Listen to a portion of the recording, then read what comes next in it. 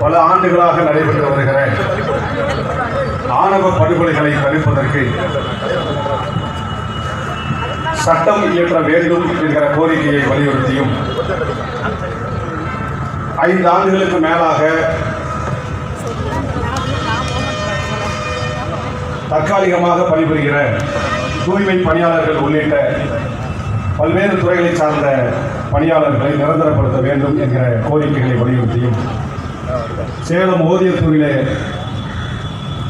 அடைத்து வைத்திருக்கப்பட்டிருக்கிற புரட்சியாளர் அம்பேத்கர் சிலையை உடனடியாக திறக்க வேண்டும் என்கிற பல்வேறு கோரிக்கைகளை உள்ளடக்கி தமிழ் புலிகள் கட்சியின் சார்பில் நடைபெற்றுக் கொண்டிருக்கிற இந்த கண்டன ஆர்ப்பாட்டத்திற்கு இந்த இயக்கத்தினுடைய உயிர்நாடியாய் இயங்கிக் கொண்டிருக்கிற தமிழ் புலிகள் கட்சியினுடைய மாவட்ட செயலாளர்களே, மாணவர் அணி, தொழிலாளர் அணி, வழக்கறிஞர் கட்சியினுடைய அனைத்து மட்ட நிர்வாகிகளே, பொறுப்பாளர்களே, தாய்மார்களே, பெரியவர்களே, என் உயிருக்கு நிகரான தமிழ் புலிகளே, உங்கள் அனைவருக்கும் கட்சியின் தலைமையின் சார்பில் நெஞ்சார்ந்த வணக்கத்தினை முதற்கண் தெரிவித்துக் கொள்கிறேன். தோழர்களே, தமிழ்நாட்டில் தொடர்ச்சியாக சாதி ரீதியான ஆணவ படுகொலைகள் நடந்து கொண்டே இருக்கிறது.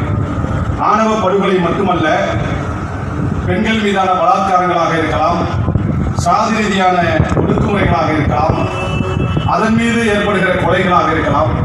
இப்படி தொடர்ச்சியாக படுகொலைகள் நடந்து கொண்டே இருக்கிறது.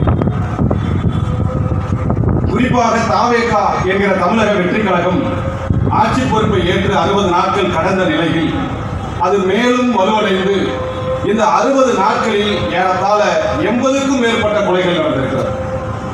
3 வயது பெண் குழந்தைகள் முதல் வயதான மூதாட்டிகள் வரை கற்பழிக்கப்பட்டு ஒரு பெண்களே ஒரு பாதுகாப்பற்ற நிலையில் இருப்பதை போல தமிழ்நாடு காட்சியில்